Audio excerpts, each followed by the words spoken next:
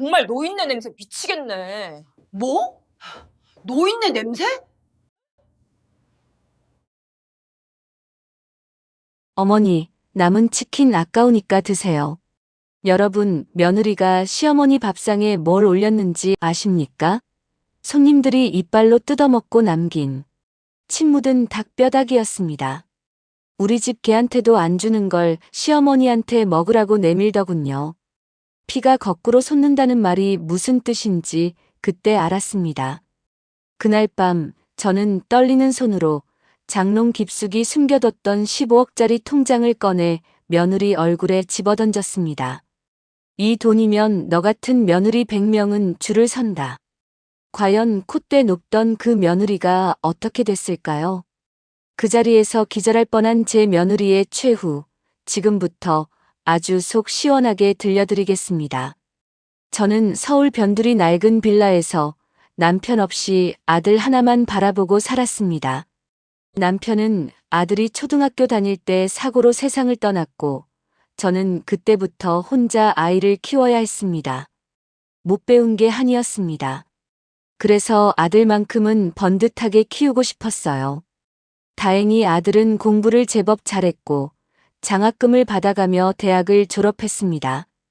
그리고 대기업에 취직했어요. 제가 얼마나 기뻤는지 모릅니다. 아들 취직 소식 듣고 동네 슈퍼에서 소주 한 병 사서 남편 영정 앞에 놓고 혼자 마셨습니다. 여보, 우리 아들 대기업 다녀요. 당신이 못 본 게 한이지만 하늘에서 뿌듯해하고 있죠? 얼마 후 아들이 여자친구를 데려왔습니다. 며느리는 키도 크고 얼굴도 예쁘장했어요. 대학도 나왔고 회사도 다닌다고 했습니다. 처음 만났을 때 며느리는 정중하게 인사를 했습니다. 어머님, 저 잘 부탁드립니다. 어머님께서 혼자 아들 키우시느라 고생 많으셨다고 들었어요. 그 말에 저는 가슴이 뭉클했습니다. 이렇게 착한 애가 며느리가 되다니. 내가 무슨 복이 있어서. 결혼 준비를 하면서 아들이 조심스럽게 말을 꺼냈습니다. 엄마, 우리 전세집 구해야 하는데. 엄마가 좀 도와줄 수 있어? 저는 주저하지 않았습니다. 평생 악착같이 모아둔 돈이 있었거든요. 파출부 일하면서 한 푼 두 푼 모은 돈, 아들 장가 보낼 때 쓰려고 꼬박꼬박 저축해둔 돈이었습니다. 걱정 마라. 엄마가 해결해 줄게. 서울 외곽에 30평짜리 아파트 전세를 얻어줬습니다. 제 통장에서 큰 돈이 빠져나갔지만 아들이 행복하다면 그걸로 됐다고 생각했어요. 사실 그때 주변 동네 언니들이 걱정을 많이 했습니다. 순이야, 내가 가진 거 다 털어주면 나중에 찬밥 신세야. 며느리 들어오기 전에는 절대 재산 오픈하지 마. 하지만 저는 그 말을 듣지 않았어요. 우리 아들은 다르다고, 우리 며느리는 그런 애가 아니라고 믿었으니까요.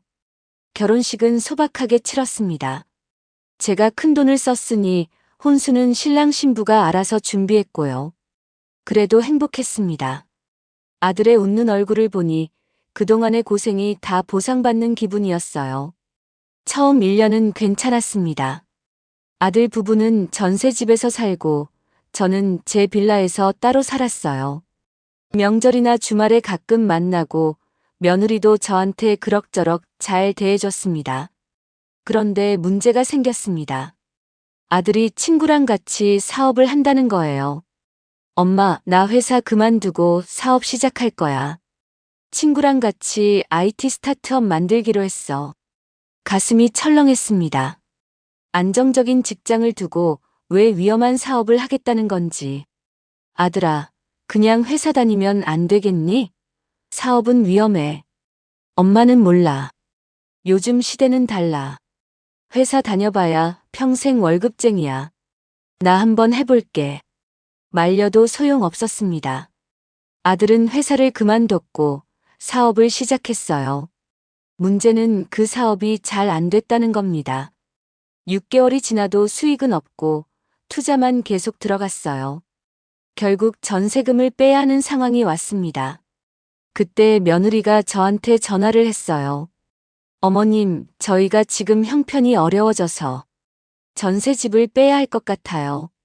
그런데 제 명의로 된 집이 하나 있는데 거기로 이사 가려고요. 그래. 그럼 너희 둘이 잘 살아라. 아니, 그게. 어머님도 같이 사시는 게 어떨까요? 어머님 혼자 계시면 적적하시잖아요. 그리고 저희가 맞벌이라 아이 낳으면 어머님이 좀 봐주셔야 하는데. 합가 제안이었습니다. 며느리는 그럴듯하게 포장했지만 속내는 뻔했죠. 전세금 빠져서 돈 없어졌으니 시어머니 끌어들여서 생활비나 받아먹겠다는 거. 그래도 저는 좋았습니다. 아들과 가까이 살 수 있다는 게. 그리고 며느리가 먼저 제안한 거니까 미안할 것도 없고요. 그래, 어차피 나도 혼자 사는데 외롭더라. 함께 살자꾸나. 저는 제가 살던 빌라를 월세로 돌렸습니다. 그 월세로 며느리 명의 아파트 융자금을 갚아주기로 했고요. 사실 그 아파트는 며느리 부모님이 사준 건데 융자가 좀 남아있었거든요. 이사한 날 아들이 제 짐을 들어주면서 말했습니다. 엄마, 우리 같이 살면 좋겠다. 엄마 밥도 해주고. 그래, 엄마가 맛있는 거 많이 해줄게. 그때만 해도 저는 행복할 줄 알았습니다. 이사하고 딱 3개월이 지났을 때였습니다.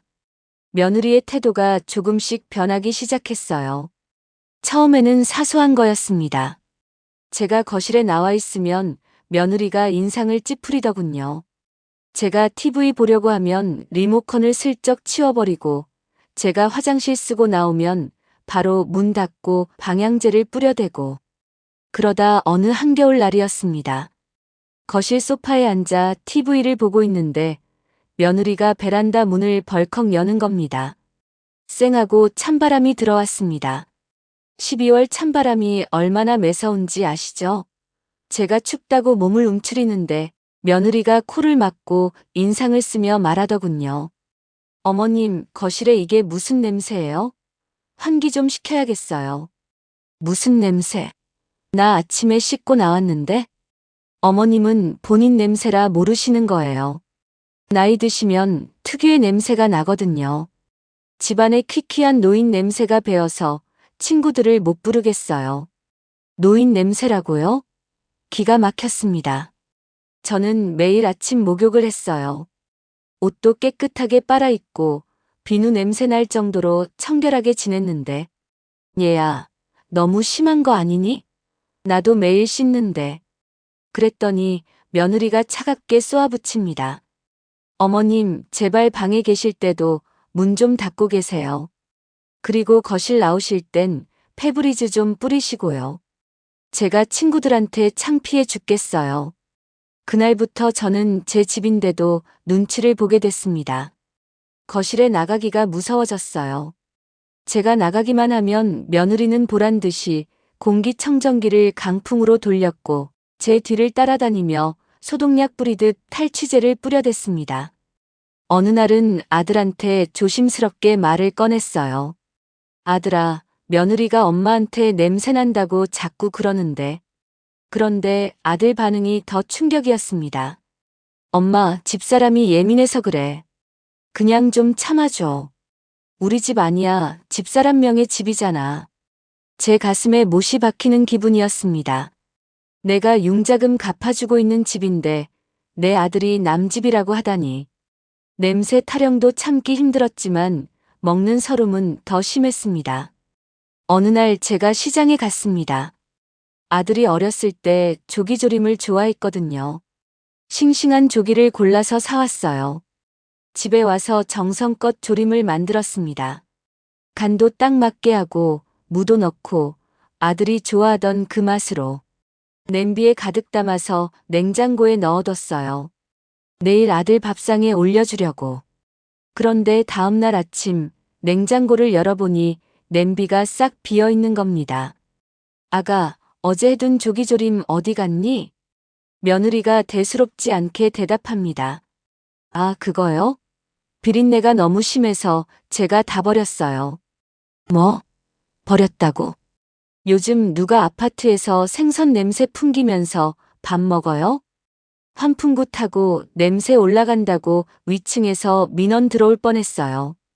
제발 생선 요리는 하지 마세요. 내 돈으로 내가 산 생선을, 그것도 아들 먹이려고 만든 음식을 쓰레기통에 버렸다니. 너무 억울해서 아들한테 전화했어요. 아들아, 엄마가 내 좋아하는 조기조림 했는데 며느리가 다 버렸다는구나. 그런데 아들 대답이 더 가관이었습니다. 엄마, 그냥 사 먹어. 왜 굳이 집에서 냄새나게 요리를 해? 집사람 비위 약한 거 알잖아. 엄마가 얹혀 사는 입장이니까 좀 맞춰줘. 얹혀 산다고요? 제 빌라 보증금으로 지들 생활비 쓰고 제 월세로 융자금 갚아주는데 그게 할 소리입니까? 그날 밤 저는 베개를 물고 울었습니다. 아, 내 편은 아무도 없구나. 며느리는 제가 늙어서 수입이 없다고 생각하니까 완전히 무시하기 시작했어요. 한여름이었습니다. 찜통더위에 제 방 에어컨이 고장났어요. 리모컨을 찾아도 없고 아무리 눌러도 안 켜지더라고요. 며느리 방에 가서 물어봤습니다. 아가, 에어컨 리모컨 못 봤니? 엄마 방 에어컨이 안 켜져서. 며느리가 냉장고에서 시원한 아이스커피를 꺼내 마시면서 말하더군요. 어머님, 관리비 고지서 보셨어요? 이번 달 전기세 20만 원 넘게 나왔어요. 어머님 에어컨 때문에 폭탄 맞았다고요. 그래도 너무 더운데. 선풍기 쓰세요. 어머님은 집에만 계시잖아요. 밖에 나가지도 않는데 뭐가 그리 더워요? 우리는 회사 다녀오느라 힘든데 전기세는 누가 내요? 그러면서 며느리는 제 방 에어컨 리모컨을 서랍 깊숙이 숨겨놨더군요. 그날부터 저는 39도가 넘는 폭염에도 선풍기만 틀고 지냈습니다. 더워서 잠도 제대로 못 자고 어지러워서 쓰러질 뻔한 적도 있어요. 화장실 문제도 심각했습니다. 어머님, 수도세도 만만치 않아요. 소변 보시면 2번에 1번만 물 내리세요. 그리고 샤워도 10분 안에 끝내시고요. 며느리 자신은 매일 아침 30분씩 샤워하고 백화점 가서 수십만 원짜리 화장품 사고 친구들이랑 브런치 카페 다니면서 시어머니한테는 물 아껴 쓰라고 하는 겁니다. 더 참기 힘든 건 치매 환자 취급이었어요. 제가 나이가 들다 보니 가끔 깜빡할 때가 있잖아요. 누구나 그럴 수 있는 건데 며느리는 그걸 침소봉대했습니다. 어머님, 제가 어제 분명히 말씀드렸잖아요. 왜 또 까먹으세요? 미안하다, 엄마가 나이 들어서. 혹시 병원 가봐야 하는 거 아니에요? 요즘 치매 검사 안 받으면 나중에 큰일 나요. 어머님, 진짜 치매 오시면 저희가 감당 못해요. 요양원 미리 알아봐야 할 것 같은데. 요양원이라니요. 이 사람들이 나를 고려장 지내려고 작정을 했구나 싶었습니다. 밤마다 이불 뒤집어 쓰고 울었어요. 내가 뭘 잘못했나? 내가 아들한테 뭘 잘못해줬나? 그리고 마침내 그날이 왔습니다. 며느리가 친구들을 집에 부른다며 아침부터 난리였어요. 청소하고 음식 주문하고 분주하게 준비하더군요. 제가 거들어 주려고 했더니 며느리가 정색을 하며 막아섰습니다. 어머님, 오늘은 제 친구들 오니까 그냥 방에 계세요. 그래도 내가 뭐 좀 도와줘야 하는 거 아니니? 아니에요. 그냥 나오지 마세요. 친구들한테 시어머니랑 같이 산다고 말하기 창피해요. 제 친구들은 다들 독립해서 사는데 저만 시어머니 모시고 산다고 하면 저 놀림받아요. 감옥도 아니고 내 집에서 방구석에 갇혀 있으라니. 하지만 며느리 체면이라도 세워주자 싶어서 꾹 참고 방에 있었습니다. 오후 1시쯤 되니까 친구들이 오는 소리가 들렸어요. 거실에서 깔깔대는 웃음소리, 맛있는 음식 냄새가 방문 틈으로 들어왔습니다. 배가 고팠어요. 아침도 제대로 못 먹었거든요.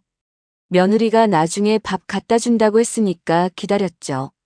그런데 오후 3시가 넘어도 밥이 안 왔습니다. 배에서 꼬르륵 소리가 나고 어지러워서 견딜 수가 없었어요. 방문을 살짝 열고 나갔습니다. 친구들은 이미 갔고 식탁 위는 난장판이었어요. 며느리는 소파에 누워서 핸드폰만 하고 있더군요. 아가, 엄마 배가 너무 고픈데 밥 좀. 며느리가 귀찮다는 듯 일어나서 식탁을 턱짓으로 가리킵니다. 아, 깜빡했네요. 어머님, 저기 식탁에 남은 거 드세요. 치킨이랑 잡채 남은 거 있어요. 접시에 좀 담아줄 수 있니? 에이, 그냥 드세요. 설거지는 어머님이 하시고요. 저 친구들 상대하느라 피곤해 죽겠어요. 식탁으로 갔습니다. 그리고 그 광경을 보는 순간 제 머릿속에서 뭔가가 툭 끊어지는 소리가 들렸습니다. 사람들이 뜯어먹고 남은 뼈만 앙상한 치킨, 말라비틀어진 잡채, 국물만 남은 전골 냄비. 그뿐이 아니었어요. 치킨 뼈에는 이빨 자국이 선명했고 접시마다 먹다 남은 찌꺼기들이 뒤섞여 있었습니다. 더 이상 참으면 내가 사람이 아니다. 내가 개도 아니고 남이 먹다 남은 쓰레기를 먹어야 하나. 저는 조용히 안방으로 들어갔습니다. 그리고 장롱 깊숙한 곳, 옷가지 밑에 숨겨둔 비밀 금고를 열었어요. 거기에는 통장 하나와 서류 봉투가 들어 있었습니다. 사실 저는 가난한 시어머니가 아니었어요. 젊었을 때 남편이 경기도에 땅 한 평을 사뒀거든요. 그때는 허허벌판이라 아무도 거들떠보지 않던 땅. 그런데 몇 년 전 그 땅이 개발지구로 묶였습니다. 보상금이 나왔어요. 정확히 15억. 저는 그 돈을 통장에 고스란히 넣어뒀습니다. 아들한테도 며느리한테도 말하지 않았어요. 주변 언니들 조언이 생각났거든요. 재산 오픈하면 찬밥 신세 된다고. 그리고 그 빌라도 사실은 제 명의였습니다. 며느리 명의 집이라고 거짓말을 한 거죠. 며느리가 어떻게 나오는지 보고 싶었어요. 결과는 제 예상보다 훨씬 더 끔찍했습니다. 저녁 8시 아들이 퇴근해서 들어왔어요. 저는 거실 탁자 위에 통장 하나와 서류 봉투를 탁 집어 던졌습니다. 이게 뭐예요, 엄마? 아들이 놀라서 물었고 자다 깬 며느리도 부스스한 얼굴로 나왔습니다. 이게 뭐냐고. 이게 뭔지 열어봐라. 아들이 떨리는 손으로 통장을 열었습니다. 그리고 잔액을 보는 순간 입이 떡 벌어졌어요. 15억. 이게 대체. 며느리도 뒤에서 통장을 훔쳐보더니 눈이 튀어나올 듯 커졌습니다. 세상에 어머님. 어머님이 이렇게 많은 돈을. 그래, 내 노후 자금이다. 경기도에 사둔 땅이 개발되면서 보상받은 돈 15억. 그리고 이 서류는 이 집 등기부등본이다. 네? 이 집이요? 이 집도 내 명의야. 너희한테 거짓말한 거지. 며느리 명의라고. 며느리의 얼굴이 새하얗게 질렸습니다. 저는 계속 말을 이었어요. 너희가 나를 어떻게 대하는지 보고 싶었다. 돈 없고 의지할 데 없는 늙은이를 어떻게 대하는지. 그 순간 며느리가 제 팔에 매달렸습니다. 어머님, 죄송해요. 제가 정말 잘못했어요. 어머님, 이제부터 정말 잘할게요.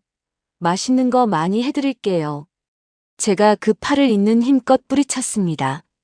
그리고 식탁 위에 있던 뼈만 남은 치킨 접시를 며느리 앞에 들이밀었어요. 너 이거 기억하지? 내가 오늘 나한테 먹으라고 준 닭뼈다귀. 15억 가진 시어머니한테는 한우를 바치겠지? 돈 없는 늙은이한테는 쓰레기를 주고 너 같은 속물한테는 10원 한 장도 아깝다. 며느리가 바닥에 주저앉아 울기 시작했습니다. 어머님 제발 용서해 주세요. 제가 미쳤어요. 정말 잘못했어요. 아들도 무릎을 꿇었어요. 엄마 미안해. 내가 잘못했어. 제발 한 번만 용서해줘. 하지만 저는 이미 마음을 정했습니다. 저는 핸드폰을 꺼내 부동산 사장님께 전화를 걸었어요. 스피커폰으로. 사장님, 저 김순자입니다. 지금 사는 아파트 매물로 내놓을게요. 네. 갑자기요? 이번 주 안으로 급매로 진행해 주세요. 금액은 시세보다 조금 낮춰도 괜찮아요. 빨리 팔아야 하니까. 알겠습니다. 바로 진행하겠습니다. 전화를 끊고 아들과 며느리를 똑바로 쳐다봤습니다. 이 집 내 명의인 거 알지? 당장 이번 주 안으로 짐 싸서 나가. 엄마, 그게 무슨 말이야? 내 돈으로 산 내 집에서 너희 같은 거머리들한테 내 피 빨아먹히기 싫다. 나가라. 며느리가 제 다리에 매달렸습니다. 어머님, 제발요. 저희가 어디로 가요? 우리 살 곳이 없어요. 그건 내가 알아서 해. 내가 나한테 했던 대로 살아봐. 냄새난다고 구박받고, 남먹던 음식 받아먹고, 더워도 에어컨 못 켜고, 화장실 물도 제대로 못 내리면서 살아봐라. 어머님. 그리고 너 내 아들. 저는 아들을 똑바로 쳐다봤어요. 너는 내가 얹혀 산다고 했지? 너희 집이라고 했지?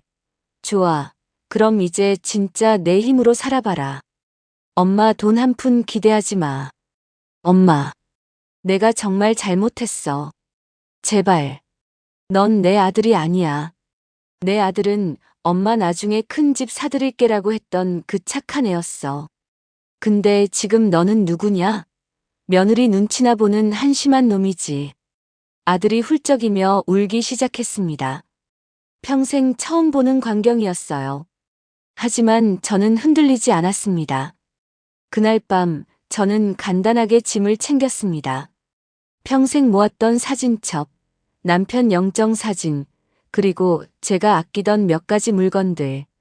아들과 며느리는 거실에서 계속 울고불고 난리였지만 저는 뒤도 돌아보지 않았어요.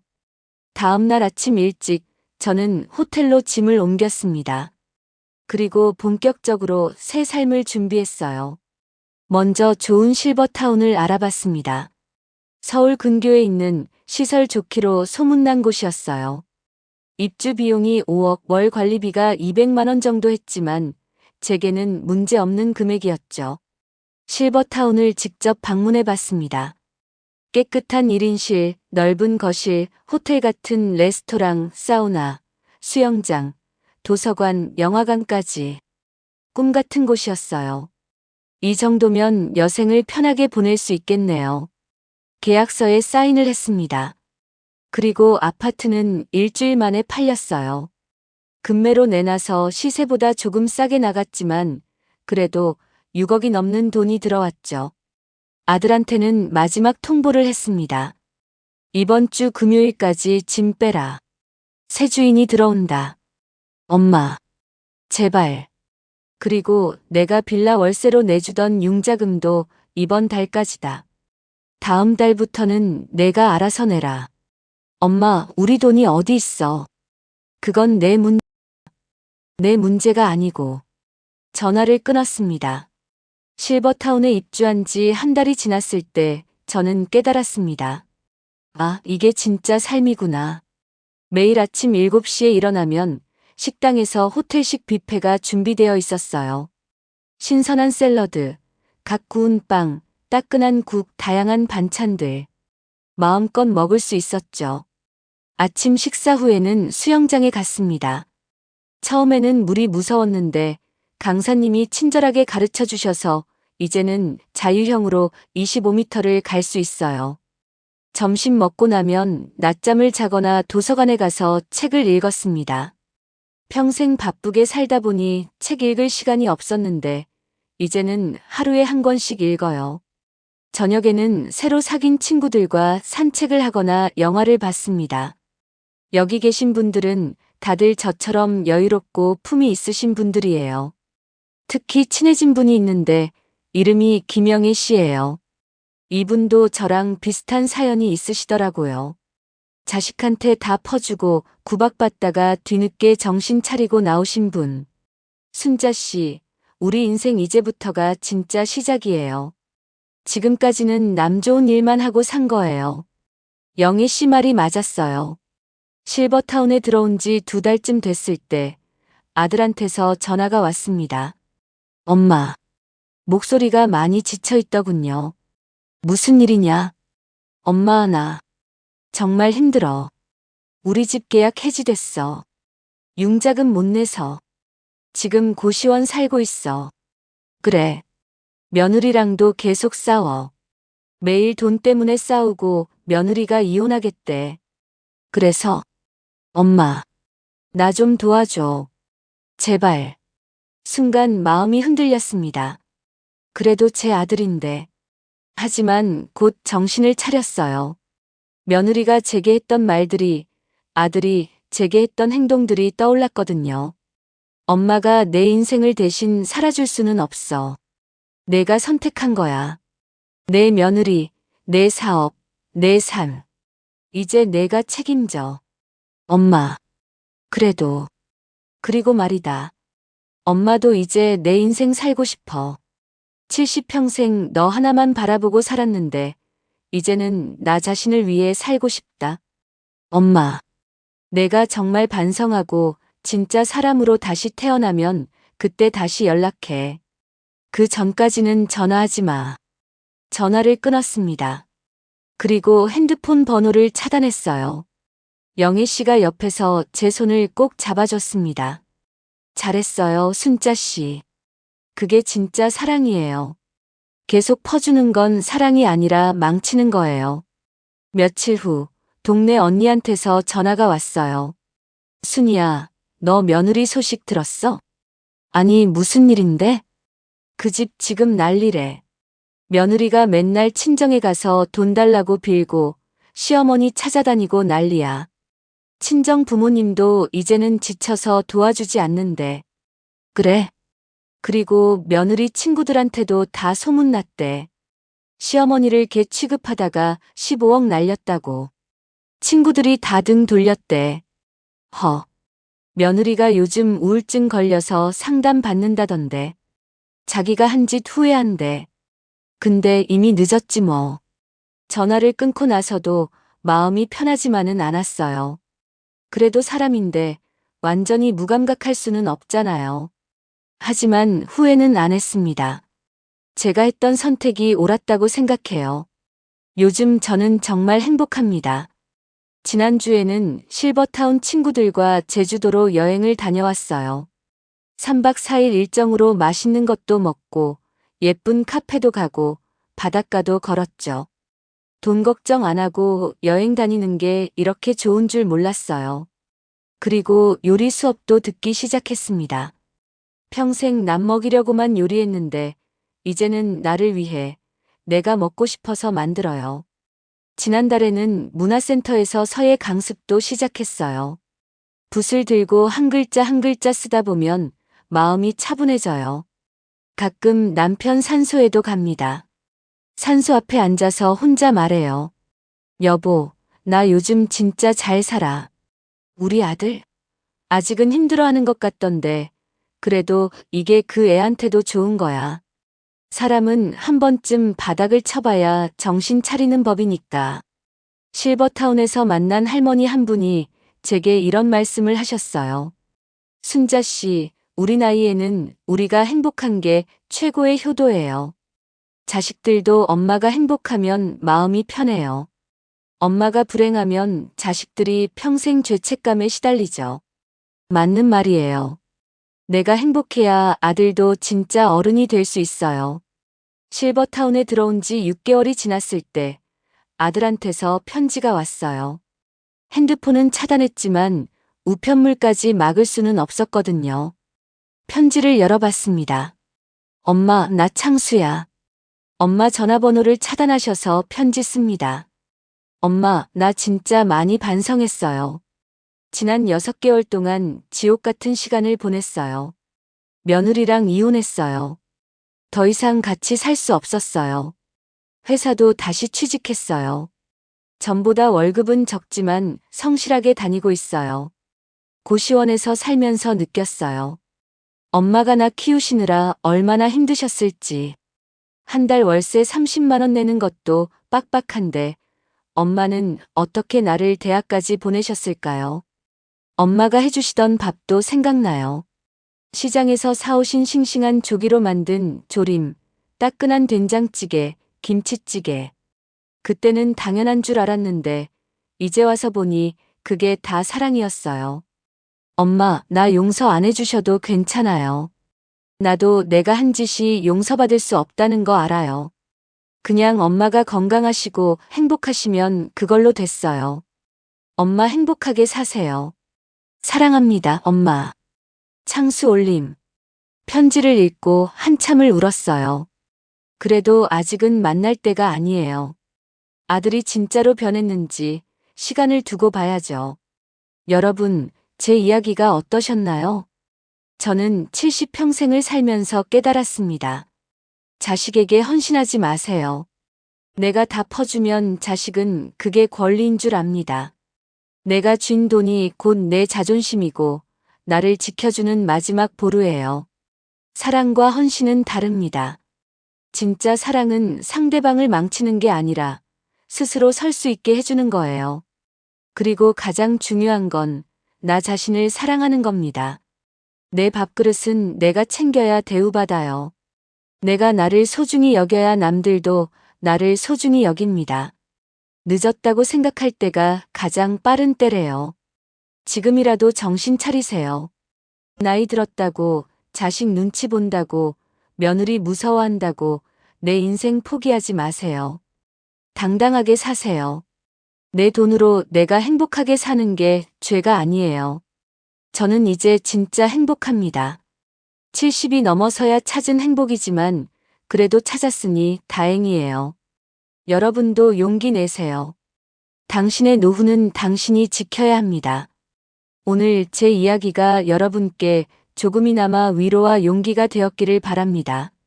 건강하시고 행복하세요. 감사합니다.